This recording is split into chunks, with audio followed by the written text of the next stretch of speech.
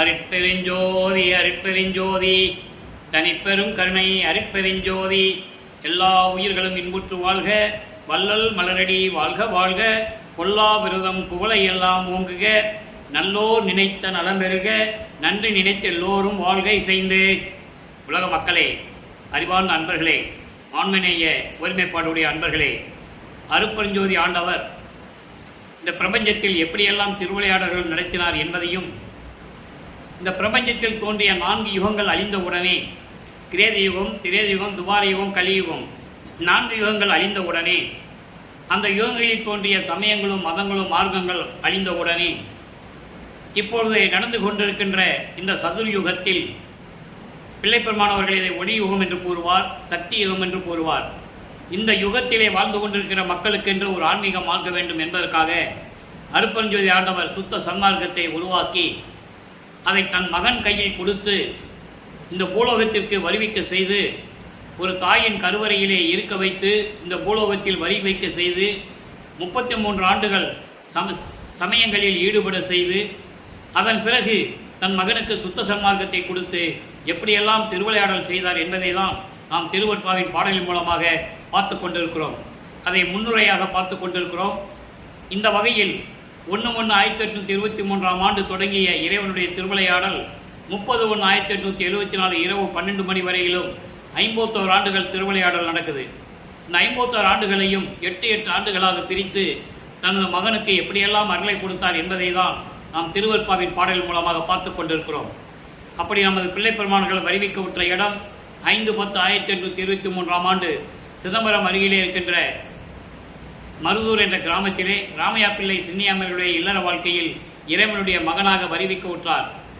அதன் பிறகு அந்த தாயின் கருவறையிலே இருக்கும்போது இறைவனுடைய திருவிளையாடல் எப்படி நடந்தது என்பதையும், சிதம்பரத்திலே தன் மகனுக்கு 5 மாத குழந்தையாக இருக்கும்போது அருட்பெருஞ்சோதி ஆண்டவர் தன்னுடைய சுயரூபத்தை வெட்ட வெளியாக காட்டியதையும் எல்லாம் தெளிவாக பார்த்து விட்டோம். இப்போ பிள்ளைப்பெருமான் அவர்கள் வளர்ந்து கொண்டிருக்கிறார்கள். சென்னைக்கே வந்து குடியேறுகிறார்கள். சின்னக்காவலம் செல்லுகிறார்கள். அங்கே இருக்க முடியவில்லை. சென்னையிலே வந்து குடியேறுகிறார்கள். நமது பிள்ளைப்பெருமான் அவர்கள் வளர்ந்து கொண்டிருக்கிறார். நமது குழந்தை இறைவன் வளர்ந்து கொண்டிருக்கும் போது பள்ளியிலே கொண்டு போய் சேர்க்கிறார்கள். பள்ளியிலே படிக்க முடியாது சொல்லி வந்துட்டார். ஏன்னா அங்கு இறைவனுடைய திருவிளையாடல் நடந்து கொண்டிருக்கிறது.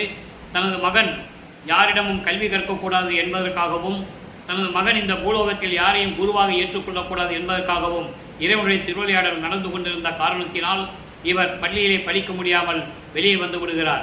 இது அவருக்கு தெரியாது. நமது குழந்தை இறைவனுக்கு தெரியாது, பிள்ளைப்பெருமானுக்கு தெரியாது. மனம் ஒரு நிலையில் இல்லை. ஆக அவர் மனம் ஒரு நிலையில் இல்லாத காலகட்டங்களில் 8 ஆண்டுகள் முடிந்து விட்டது. இந்த 51 ஆண்டுகளை 8 பிரிக்கிறார் அருட்பெருஞ்சாண்டவர். முதல் 8 முடிஞ்சிருச்சு. 2வது 8 தொடக்கத்தில் தன் மகன் முன் எழுந்தருளி, மகனே, நான் இந்த பூலோகத்திற்கு உன்னை வருவிக்க செய்திருக்கிறேன். உன்னால் சில காரியங்களெல்லாம் நடக்க வேண்டியது இருக்கிறது. ஞானத்தை பெற்றுக்கொள், அருள்களை எல்லாம் முன்பருவம் பின்பருவம் காட்டி அருள் செய்ய என்று கூறி மறைந்து விடுகிறார். அதன் பிறகு நமது பிள்ளை பெருமானவர்களுக்கு ஒரு மறைப்பு நிலை ஏற்படுகிறது. மறைப்பு நிலை என்பது சுத்த சன்மார்க்கம் என்ன, எப்படிப்பட்டது என்பது அவருக்கு தெரியாது. அருட்பெருஞ்சாண்டவர்தான் இறைவன் என்ற நிலை அவருக்கு தெரியாது. அந்த நிலையில் இருக்கும்போது இப்போ இறைவனுடைய மகன் மட்டும் தெரியும். 1ஆம் திருமுறை உருவாகிறது. 9வது ஆண்டிலிருந்து 12 ஆண்டுகளுக்குள் ஏற்கனவே கூறியது போல 1ஆம் திருமுறை 8 பதியங்களை உடையது, 712 பாடல்கள். நாம் முறையாக ஒவ்வொரு பதியத்துடைய பாடலை பார்த்து கொண்டிருக்கிறோம். பதிகம் 4 சிவநேச வெண்பாவிலே இன்றைக்கு 101வது பாடல். மொத்தம் 102 பாடல். இன்னைக்கு 101வது பாடல். இதுவரை 100 பாடலுடைய விளக்கங்களை நாம் பார்த்திருக்கிறோம். காரணம், சைவ சமயத்திலிருந்து இவர் வருவிக்க விட்டதனால் சைவ சமயத்தின் தலைவனாகிய சிவபெருமானை தலைவனாக ஏற்றுக்கொண்டு, இறைவனாக ஏற்றுக்கொண்டு, சைவ சமயத்தின் அடையாளமாகிய திருநூரை பூசிக்கொண்டு நமச்சிவாயா, சிவாய நம, ஓம் சிவா, சிவ சிவா என்ற மந்திரங்களை சொல்லி சரியை கிரியை யோகம் என்ற 12 நிலைகளில் இருந்து கொண்டிருக்கிறார் நமது பிள்ளைப்பெருமான் அவர்கள். இப்போ பாடலை பாருங்க. துர்க்குணத்தில் வேறு தொடர்வேன் எனினும் மற்ற நற்குணத்தில் உன் சீர் நயப்பேன் கான், சிற்குணத்தோய் கூற்று உதைத்த நின் பொற்குறைகளல் பூந்தால் அறிக வேறு உரைத்தேன் இல்லை விரித்து. நான் ஏற்கனவே கூறியது போல அன்பர்களே, வெள்ளப்பெருமானை பற்றி கூறும்போது திருவெட்பாவில் இருக்கின்ற உண்மைகளை சொல்லி அவர் எப்படிப்பட்டவர், எதற்காக இந்த பூலோகத்திற்கு வருவிக்க உற்றார் என்ற நிலையெல்லாம் தெளிவாக கூற வேண்டும். மற்ற புராணங்களில் காவியில் இருக்கும்போது ஒரு கதை மாதிரி சொல்லிட்டு போக முடியாது. ஆக இந்த நிலையில் இருக்கும்போது இந்த பாடலுடைய விளக்கம் பாருங்க. தீய குணம் கொண்ட மனம் உடையவன் என்றாலும் அவரை பற்றி சொல்லுகிறார் இறைவனிடம், சிவபெருமானிடம். நான் தீய குணம் கொண்ட மனமுடையவன் என்றாலும் கூட உன்னுடைய நல்ல குணங்களின் புகழை தொடர்ந்து சொல்லிக் கொண்டிருக்கிறேன், உன் புகழை பாடிக்கொண்டிருக்கிறேன். அருள் பண்பு உடைய இறைவனே, யமனை காலால் உதைத்த உனது பொன்னான காப்பு அணிந்த திருவடியின் மேல் சத்தியமாக சொல்லுகிறேன், வேறு எதுவும் நான் சொல்லுவதற்கு தயாராக இல்லை. வேறு எதையும் விளக்கமாக நான் கூற வேண்டிய அவசியம் இல்லை. காரணம், நான் இந்த பூலோகத்திற்கு வருவிக்க உற்று உன் இறைவனாக ஏற்றுக்கொண்டு உன்னிடம் விண்ணப்பித்து வேண்டுகோளை வைத்துக் கொண்டிருக்கிறேன். எனக்கு விரைவில் வந்து அருள வேண்டும் என்ற தொனியில் இந்த பாடலை நமக்கு அருளியிருக்கிறார்கள் என்பதை நீங்கள் புரிந்து கொள்ள வேண்டும். ஏன் இதை சொல்கிறாருன்னா, இவர் விரும்பி சைவ சமயத்தில் இருந்ததில்லை, இறைவனுடைய திருவிளையாடனால் இது நடக்குது. அப்போது அருட்பெருஞ்சாண்டவர் தன் மகனை சைவ சமயத்தில் இருக்க செய்து அதன் பிறகு இப்போ இருக்கிற மக்களுக்கு இது தேவையில்லை என்று சொல்ல வேண்டும். அந்த நிலையை தான் பார்த்து கொண்டிருக்கிறோம். இப்போ வளர்ப்பமானவருக்கு 13 ஆண்டுகள் நெருங்கிய உடனே திருவொற்றியூருக்கு செல்ல அவர் மனம் தூண்டி விடுகிறது. இறைவனுடைய திருவிளையாடல், அருட்பெருஞ்சாண்டவருடைய திருவிளையாடல் நடக்குது. இவர் திருவொற்றியூர் செல்லுகிறார். அவர் தங்கியிருந்த பகுதியிலிருந்து, ஏழுகணர் பகுதியிலிருந்து திருவொற்றியூருக்கு நமது குழந்தை இறைவன் கால் வலிக்க நடந்து சென்று கொண்டு அங்கே தியாகராஜ பெருமானை வழிபட்டு விண்ணப்பங்கள் செய்து முறையீடு செய்து கொண்டிருக்கிறார். அங்கே எந்த விதமான இறைவனிடமிருந்து பதிலும் இல்லை என்பதால் திருமுல்லை வாயில் சொல்லுகிறார். அங்கே இருக்கின்ற இறைவன் பேர் மாசிலாமணி. மாசிலாமணி மாசிலாமணி மனம் உருகி பாடுவார். எந்த விதமான பலனும் இல்லை. திருவில்லை தாயம் வருவார், அங்கேயும் எந்த விதமான பலனும் இல்லை. 2ஆம் திருமுறை உருவாகிறது. நமது பிள்ளை பெருமான் அவர்களுக்கு 16 ஆண்டுகள் ஆகிறது. இந்த பூலோகத்திற்கு வருவிக்க உற்று 16 ஆண்டுகள். இந்த 16 ஆண்டுகளில் நமது பிள்ளை பெருமானுடைய நிலை எப்படி இருந்தது என்பதை உலக மக்களுக்கு விளக்கி சொல்ல வேண்டும் என்பதற்காகத்தான் இந்த வள்ளலார் ஊழியன் பாடல்களில் இருந்த விளக்கங்களை உங்களுக்கு கூறிக்கொண்டிருக்கிறேன். ஏனென்றால் வள்ளற்பமனை பற்றி 203 ஆண்டுகள் அவர்கள் வருவிக்க உற்று முடிந்த நிலையிலும் கூட அவருடைய அருள் நிலையையும் இறைவனுடைய மகன் என்ற நிலையையும் இறைவனுடைய மகனாகவே இந்த பூலோகத்திற்கு வருவிக்க உற்றார் என்பதையும் அதற்கான விளக்கத்தையும் யாரும் கூறவில்லை. எதற்காக இந்த பூலோகத்திற்கு வந்தார்? ஒரு தாயின் வழியாக. உலகியலிலே ஏன் 51 ஆண்டுகள் இருந்து கொண்டிருந்தார்? இந்த விளக்கங்கள் எல்லாம் உலக மக்களுக்கு போய் சேர வேண்டும். சுத்த சன்மார்க்கத்தை உலக மக்களிடம் சொல்லி உலக மக்களை எல்லாம் சுத்த சன்மார்க்கத்தில் இணைத்து ஏற்கனவே முடிந்து போன யுகங்களிலே முடிந்து போனதெல்லாம் அழிந்து விட்டது என்ற உண்மைகளை சொல்லி இனிமேல் வரும் காலகட்டங்களில் வாழ்கின்ற மக்களுக்கெல்லாம் சுத்த சன்மார்க்கம் தேவை, உலக மக்கள் எல்லாம் இன்புற்று வாழ வேண்டும், மரணமில்லா பெருவாழ்வில் வாழ வேண்டும் என்பதற்காகத்தான் நான் இறைவனால் இந்த பூலோகத்திற்கு வருவிக்க உற்றேன் என்று தெளிவாக பாடலிலே கூறியிருக்கிறார். அகத்தை கருத்து புறத்தை வெளுத்திருந்த உலக அனைவரையும் சதத்தை திருத்தி சன்மார்க்கத்தை அடைவித்திட அவரும் இகத்தை பரத்தை பெற்றுனா எல்லா இன்பங்களையும் எல்லா செல்வங்களையும் பொருள்களை எல்லாம் பெற்று இன்புற்று மகிழ்ந்திடுவதற்கென்றே என்னை உகத்தே இறைவன் வருவிக்க உற்றேன். உகம் என்பது கலியுகம். வல்லப்பமானவர் வருவிக்க விட்டது கலியுகத்தில்.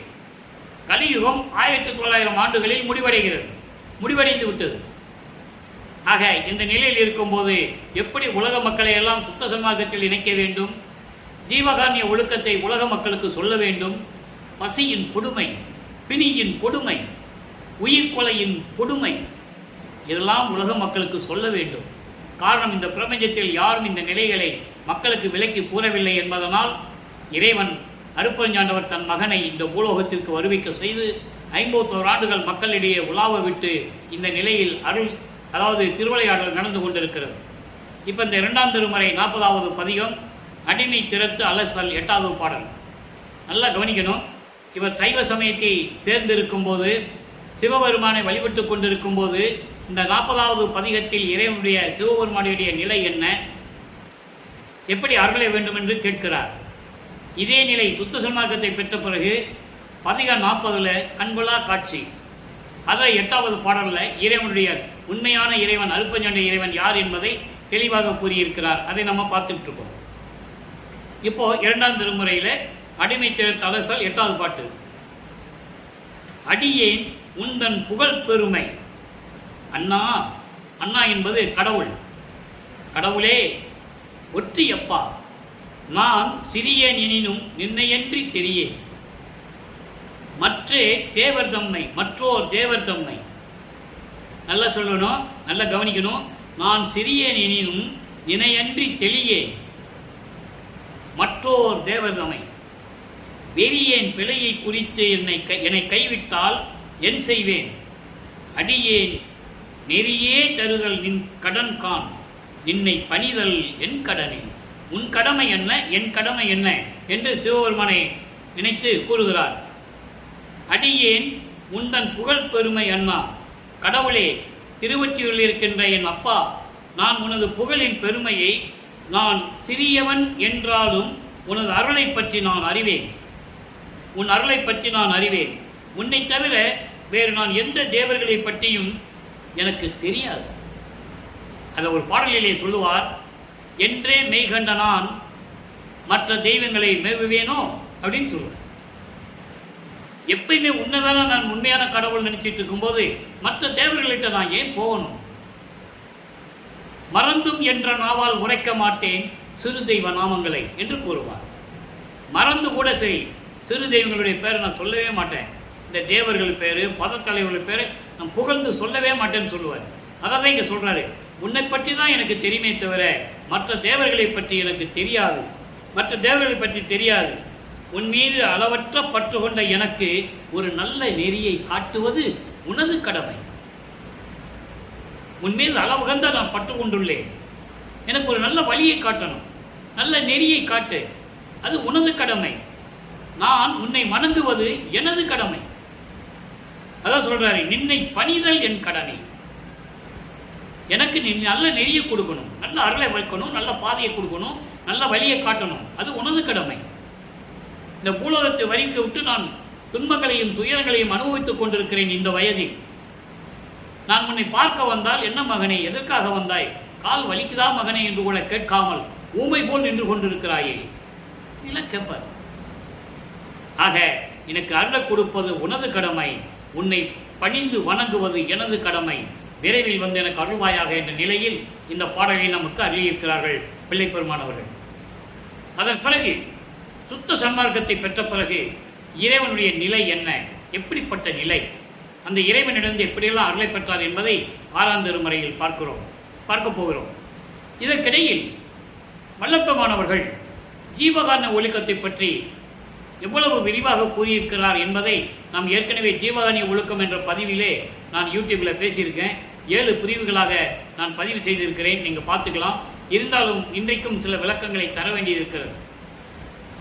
பசி, பிணி, தாகம், இச்சை, எளிமை, பயம், கொலை, 7 பிரிவுகளை கொண்டது ஜீவகாரிய ஒழுக்கம்.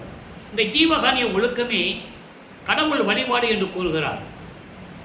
நீங்கள் பல கர்மங்களை செய்திருந்தாலும் கூட வேறு சமயங்களிலும் மதங்களிலும் மார்க்கங்களில் இருந்து அதற்கான செலவுகளை செய்து, பரிகாரம் செய்து, பூஜைகள் செய்து, இப்படி வீண் செலவுகள் செய்வதை விட ஜீவகாரியம் செய்வதே கடவுள் வழிபாடு என்று கூறுகிறார். மோட்ச வீட்டின் திறவுகோல் என்று கூறுகிறார். இது சுத்த சன்மார்க்க நெறிக்கு உட்பட்டது. சுத்த சன்மார்க்க நெறியில் இருந்து கொண்டு எந்த உயிரையும் கொல்லாமல் உயிர்களுடைய ஜீவனுடைய பசியை போக்குவது கடவுளுடைய வழிபாடு. அதுதான் மோட்ச வீட்டின் திறவுகோல் என்று கூறுகிறார். பசியின் கொடுமையை அவ்வளவு தெளிவாக விளக்கி கூறுகிறார். ஒரு மனிதனுக்கு பசி வந்துவிட்டால் 10ம் பறந்து போகும் என்று சொல்லுவார்கள். பழமொழி உண்டு. பசி வந்துவிட்டால் அதுக்கு அந்த பசியை தீர்ப்பதற்கு அவன் தீய காரியங்களில் கூட ஈடுபடுவான். மானம், மரியாதை, வெட்கம், சூடு, சோரணை எல்லாம் இழந்துருவான். அப்போ அந்த பசியை போக்குவது நமது தலையாய கடமை. ஒரு ஜீவனுடைய பசியை, அந்த பசியை அறிந்து, பசியோடு இருக்கின்ற ஒரு ஜீவனை அறிந்து அந்த ஜீவனுடைய பசியை போக்குவதுதான் கடவுள் வழிபாடு என்று கூறுகிறார். அதோடு மட்டுமல்ல, கொடிய பிணியில் இருக்கக்கூடிய ஜீவர்களையும் காக்க வேண்டும். பயம் இருக்கக்கூடாது. முதல்ல மரண பயம் மட்டுமல்ல, சமயங்களையும் மதங்களையும் மார்களை விட்டு வெளியே வந்துடுறோமே, அப்போ அந்த சிறு தெய்வங்களால் நம்மளை ஏதாவது பண்ணிவிடுமோ என்ற பயம் துளி கூட இருக்கக்கூடாது. கொலையும் கொலையும் தவிர்க்க வேண்டும். சுத்த சன்மார்க்க நெறி என்பது இறைவன் ஒருவனே என்ற ஒரு நிலை. அவன் அருட்பெருஞ்சோதி ஆண்டவர், ஆதிய மந்தமில்லா தோன்றிய இறைவன், சுயமாக தோன்றிய இறைவன், ஒரு தாயில் வயிற்றில் முளைக்காத இறைவன் என்று கூறுவார். மலங்கள் நீங்கிய இறைவன். அப்படிப்பட்ட இறைவன் அருட்பெருஞ்சாண்டவர் தீப வடிவில், ஒளி வடிவில் பிரகாசித்துக் கொண்டிருக்கிறார். நமக்கெல்லாம் மகாமந்திரத்தை இறைவன் வழிகாட்டுதலின்படி நமது தந்தை வல்லற்பெருமானவர்கள் தெளிவாக நமக்கு கூறியிருக்கிறார்கள்.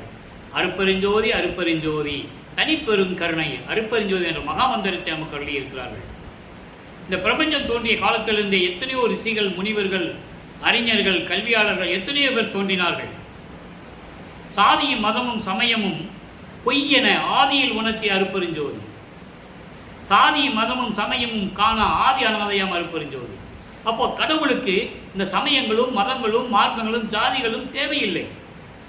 இதை காலகாலமாக காலகாலமாக மக்கள் பின்பற்றி வந்து கொண்டிருக்கிறதனால் பிரிவினைவாதம், வேறுபட்ட கருத்துக்கள், முரண்பாடுகளோடு வாழ்ந்து கொண்டிருக்கிறார்கள். இந்த நிலை மாற வேண்டும் என்பதற்காகத்தான் பிள்ளை பெருமானவர்கள் இந்த பூலோகத்திற்கு வருவிக்க உற்று 51 ஆண்டுகள் மக்களோட மக்களாக இருந்து அதை மக்களிடம் விளக்கமாக கூறி அதை செயல்படுத்தினார்கள் என்பதை நீங்கள் புரிந்து கொள்ள வேண்டும். ஆக ஜீவகாருண்ய ஒழுக்கமே கடவுள் வழிபாடு என்பதை நீங்கள் புரிந்து கொள்ள வேண்டும். இந்த நிலையில் இருக்கும்போது இந்த 6ஆம் திருமுறை பெற்ற பிறகு இறைவனுடைய நிலை என்பதை 6ஆம் திருமுறையிலே கூறியிருக்கிறதை நாம் பார்க்க போகிறோம். அருட்பெருஞ்சோதி ஆண்டவருடைய நிலை என்ன? உண்மையான இறைவன் யார்? அப்படிப்பட்ட இறைவன் ஆகிய அருட்பெருஞ்சாண்டவர் மகனாகிய எனக்கு எப்படியெல்லாம் வந்து அருளை கொடுத்தார் என்பதை தான் இந்த பாடலை பார்ப்போகிறோம். கண்கொள்ளா காட்சி பதிகம் 40 8வது பாடல். தாயானை தந்தை எனக்கு ஆயினானை, சத்குருவும் ஆனானை, தமியேன் முல்லை மேயானை, கண்காண விளங்கினானை, மெய்மை எனக்கு அளித்தானை. இந்த வரி அன்றலை. மெய்மை எனக்கு அளித்தானை, வேதம் சொன்ன வாயானை, வஞ்சமில்லா மனத்தினானை, வரம் கொடுக்க வல்லானை, மணிமன்றம் அன்றில் ஏயானை, துரிய நடுவில் இருக்கின்றானை, எம்மானை கண்டு கழித்திருக்கின்றேனே. இறைவன் யார்? அந்த இறைவனை நான் எப்படி கண்டு கழித்தேன் என்பதை இந்த பாடலில் நமக்கு தெளிவாக எழுதியிருக்கிறார்கள். பாருங்கள். தாயானை, தாய் அன்பு உள்ளம் கொண்ட, தாய் போன்று அன்பு உள்ளம் கொண்ட இறைவனை. தந்தை எனக்கு ஆயினானை, எனக்கு தந்தையானவனை. எப்படி? என்னை இந்த பூலோகத்திற்கு வருவிக்க செய்ய வேண்டும் என்பதனால் தன் அருளால் என்னை ஒரு மகனாக பெற்றெடுத்த தந்தையை, அதான் அதுக்கு பொருள். அப்படிப்பட்ட தந்தையை எனக்கு சத்குருவும் ஆனானை, தமியேன் உள்ளே மேயானை. தமியன் என்பது அதாவது அவன் அருளால் பெற்றெடுத்தவன் நான், அவனுடைய மகன். அப்படிப்பட்ட மகனுடைய என்னுடைய உள்ளத்திலே கலந்தவனை, என் உள்ளத்திலே கலந்த இறைவனை, கண்காணா விளங்கினானை, என் கண்கள் பார்ப்பதற்கு அற்புதமாக காட்சி கொடுத்த இறைவனை, அதான் கண்கொள்ளா காட்சி என்று சொல்கிறார். அப்படிப்பட்ட இறைவனை வேதங்களுடைய விளக்கங்களை அவருடைய அருள் வாக்கால் எனக்கு விளக்கம் கொடுத்த இறைவனை, ரிக்வேதம், யசுர்வேதம், சாமவேதம், அதர்வண வேதம் போன்ற வேதங்களுடைய விளக்கங்களை எனக்கு கொடுத்தவனை, வஞ்சமில்லா மனத்தினானே. வஞ்சமே கிடையாது இறைவனுடைய மனதில். அப்படிப்பட்ட இறைவனை, வரம் கொடுக்க வல்லானை, வரங்கள் கொடுக்கிறதிலே வல்லமை படைத்த இறைவனை, மணிமன்றம் அன்றி ஏயானை. அதாவது மணிமன்றம் என்பது சுத்த சிவஞான வெளி. பல அண்டங்களை கடந்து, உலகங்களை கடந்து, பல வெளிகளை கடந்து, ஏற்கனவே கூறியது போல பரவெளி, பராபரவெளி, பெருவெளி, பெருவெளி, பெருசுகவெளி போன்ற வெளிகளை கடந்து சுத்த சிவஞான வெளியில் பிரகாசித்துக் கொண்டிருக்கின்ற இறைவனை, அங்கதான் அவர் இருக்காருன்னு சொல்றாரு. யானை என்பது வேற எங்கேயும் அவர் இல்லை. சுத்த சிவஞான வெளியில் இருந்து கொண்டிருக்கின்ற இறைவனை, ஏகமாக இருந்து கொண்டிருக்கின்ற இறைவனை, துரிய நடுவில் இருக்கின்றவனை. துரிய நடு என்பது அண்டங்களிலும் பிண்டங்களிலும் உண்டு. துரிய நடு, ரெண்டு கண்களுக்கு மத்தியில் புருவ மத்தின்னு சொல்லுவாங்க. அந்த துரிய நடுவில் இருக்கின்ற இறைவனை எம்மானை கண்டு கழித்திருக்கின்றேனே, அப்படிப்பட்ட இறைவனை என் தந்தையை கண்டு கழித்திருக்கிறேன் என்று சொல்லுகிறார். சமய நிலைகளில் இருக்கும்போது எந்த விதமான அருளையும் பெற முடியவில்லை. 33 ஆண்டுகள் சென்னையிலே இருக்கிறார். ஒவ்வொரு 8 ஆண்டுகளிலும் அவருடைய நிலை மாறுகிறது. இப்போ நம்ம 16 ஆண்டுகள் வரைக்கும், அதாவது 1824ஆம் ஆண்டிலிருந்து 1840 ஆண்டுகள் வரை 16 ஆண்டுகள் வரை வல்லற்பெருமான் அவருடைய நிலையில், அந்த நிலையில் எப்படி இருந்தார், அவருடைய நிலை என்ன என்பதை பார்த்து கொண்டிருக்கிறோம். அதன் பிறகு 3வது எட்டில் வரும்போது 24 17வது ஆண்டிலிருந்து 24 ஆண்டுகளுக்குள் என்ன நடந்தது. அதன் பிறகு 4வது எட்டு 25வது ஆண்டிலிருந்து 32 ஆண்டுகளுக்குள் என்ன நடந்தது. இப்படி ஒவ்வொரு 8 ஆண்டுகளுக்கும் ஒவ்வொரு நிலைகள் உண்டு. உதாரணமாக சுருக்கமாக சொல்லுகிறேன். 3வது எட்டுக்கு வரும்போது அங்கே திருவொற்றியூரிலே தியாகராஜனை பற்றி வழிபடும் போது நீ அருளை கொடுக்க வேண்டும் என்ற நிலையில் முறையீடு செய்யும் போது எந்த விதமான பதிலும் இல்லை என்பதனால் நாரையை தூது அனுப்புவார், கிளிகளை தூது அனுப்புவார், எந்த விதமான பதிலும் இல்லை. இறுதியில் எனக்கு நீங்கள் காட்சியை தர வேண்டும் என்று அடம் பிடித்ததனால் சிவபெருமான் காட்சி கொடுத்து விட்டு இவருக்கு எந்த விதமான பதிலும் சொல்லாமல் திரும்பி பார்க்காமல் தெருவு வழியாக சிவபெருமான் ஓடுவதும், இவர் பின்னாலே சிவபெருமானை விரட்டி சொல்லுவதும், இப்படி நிலைகளெல்லாம் நடக்கும். 4வது எட்டுக்கு வரும்போது இதெல்லாம் உங்களுக்கு சுருக்கமாக சொல்லுகிறேன். விளக்கமாக சொல்லுவதற்கு இன்னும் நமக்கு காலங்கள் இருக்கிறது. 4வது எட்டிலே தான் அவருக்கு திருமணம் நடக்கிறது. அந்த திருமணம் எப்படிப்பட்ட திருமணம், தேவர்கள்லாம் வந்து எப்படி வாழ்த்தினார்கள், அந்த அம்மையாரை தனக்கோடி அம்மையாருக்கு ஏன் தாலி கட்டினார் என்ற நிலைகளெல்லாம் விளக்கங்கள் நிறைய இருக்கிறது. அந்த அம்மாவுக்கு விமோசனம் கொடுக்க வேண்டும் என்பதற்காகவே அந்த திருமணம் நடந்தது. இப்படியெல்லாம் ஒவ்வொரு 8 ஆண்டுகளிலும் இறைவனுடைய திருவிளையாடல் நடந்து கொண்டிருந்தது. ஆனால் நிறைவாக சுத்த சன்மார்க்கத்தை பெற்ற பிறகுதான் அவர் நிறைவு செய்கிறார் அருட்பெருஞ்சோதி ஆண்டவர். அப்படிப்பட்ட இறைவனை, எனக்கு தந்தையாக இருந்த இறைவனை, தாய் உள்ளம் கொண்ட இறைவனை, சத்குருவாக இருந்த இறைவனை, இந்த மகனின் உள்ளே, உள்ளத்தின் உள்ளே கலந்த இறைவனை, என் கண்கள் காணும்படி கண்கொள்ளா காட்சியாக காட்சி கொடுத்த இறைவனை, அருட்பெருஞ்சோதியை எனக்கு அளித்த இறைவனை, மெய்மை எனக்கு அளித்தானை. மெய்மை என்பது அருட்பெருஞ்சோதி, திருஅருள் செங்கோலாட்சி என்று கூறுவார். அப்படி அருட்பெருஞ்சோதியை அளித்து திருஅருள் செங்கோலாட்சி கொடுத்து பிரபஞ்சத்தை இயக்குக மகனே என்று எனக்கு வரம் கொடுத்த இறைவனை கண்டு எம்மானை கண்டு கழித்திருக்கின்றன என்று கூறுவார். இதனுடைய விளக்கங்களுக்கு அகவலிலே, அருட்பெருஞ்சோதி அகவலிலே ஒரு 2 பாடல்கள் சொல்ல நான் கடமைப்பட்டிருக்கிறேன். வேத ஆகமங்களின் விளைவுகளுக்கெல்லாம் ஆதாரமாம் சபை அருட்பெருஞ்சோதி. இங்கே சொல்கிறார்ல, வேதம் சொன்ன வாயானைன்னு சொல்கிறார். வாயன்னா வாயால் சொன்னான்னு சொல்கிறாரு. அப்படின்னு என்ன விளக்கங்களை சொல்கிறாருன்னு அர்த்தம். அப்போது இந்த வேதங்கள், ரிக் வேதம், யசுர் வேதம், சாம வேதம், அதர்மேன வேதங்கள், ஆகம நூல்கள் 28 இவருடைய விளக்கங்களுக்கெல்லாம் ஆதாரமாக விளங்கக்கூடிய சத்திய ஞான சபையில் இருக்கின்ற அருட்பெருஞ்சோதி. நான் ஏற்கனவே கூறியிருக்கிறேன், அங்கே இருக்கின்ற சத்திய ஞான சபை துரியமும் கடந்த சுக பூரணம் தரும் அரிய சிற்றம்பலத்து அருட்பெருஞ்சோதி. இங்கே துரிய நடுவில் இருக்கின்றானை அப்படின்னு சொல்றாரு. துரிய நடுவில் இருக்கின்ற இறைவனை நான் கண்டேன்னு சொல்றாரு.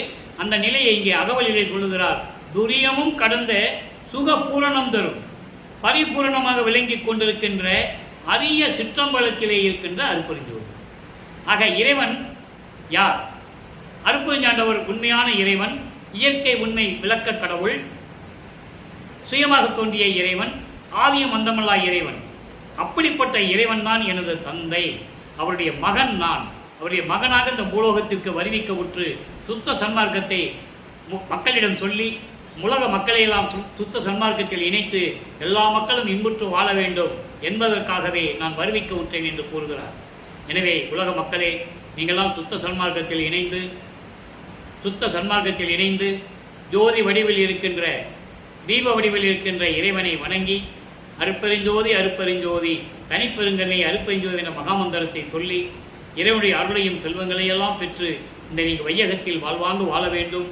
நோயற்ற வாழ்விலும் மரணமில்லா பெருவாழ்விலும் நீங்கள் வாழ்ந்து நெடூழி வாழ வேண்டும் என்று தயவுடையும் கருணையோடையும் அருட்பெருஞ்சோதி ஆண்டவருடைய வள்ளலார் ஊழியன் என்ற முறையில் உங்களை வாழ்த்தி வணங்கி விடைபெறுகிறேன். நன்றி, வணக்கம். அருட்பெருஞ்சோதி அருட்பெருஞ்சோதி தனிப்பெருங்கருணை அருட்பெருஞ்சோதி. நாளையும் இறைவனுடைய திருவிளையாடலும் வள்ளற்பெருமானுடைய அருள் நிலைகள் எல்லாம் வரும். கண்டுகளித்து இறைவன் அருளை பெற்றுக்கொள்ளுங்கள்.